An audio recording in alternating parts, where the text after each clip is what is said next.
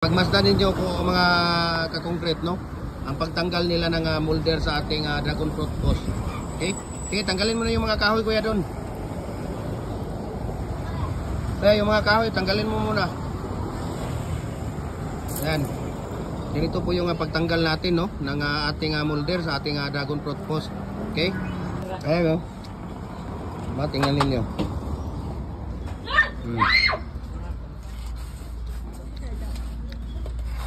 So ganito lang po kasimple ang pagtanggal natin ng ating molder sa ating dragon fruit post. Ayan, tingnan ninyo, mayroong 1 feet na naiwan din na bakal. Ayun, no? Yung mga ginagawa nila. Okay.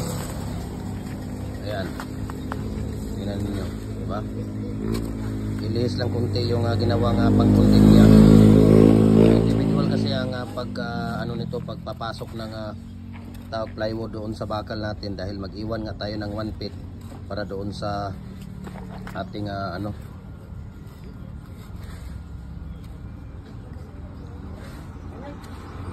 mo lang mabuti yan. Okay.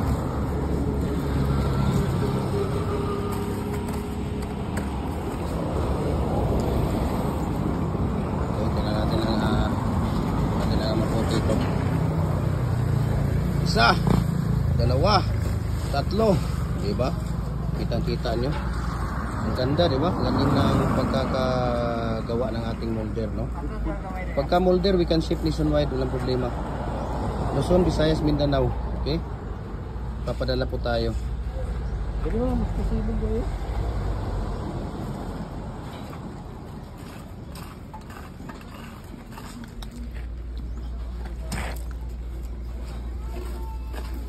Ayan, no?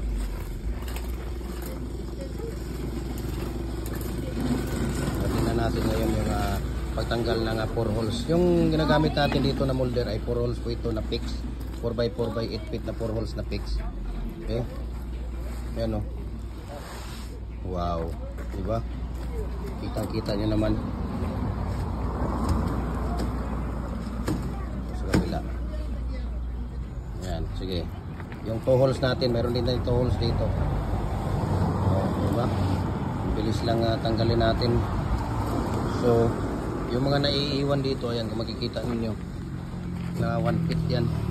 Mga naiiwan dito. Ayan, diba? May mga naiiwan dyan na bakal doon sa dulo. At yan, tingnan ninyo kung paano tatanggalin yan. Okay, madali lang tanggalin yan. Ano? Ayan. So, maraming salamat. God bless po sa ating lahat. Okay. So, pagka molder, we can ship nationwide. Luzon, Visayas, Mindanao. Ano, dami natin. So, order po ito, no? Ayan. God bless.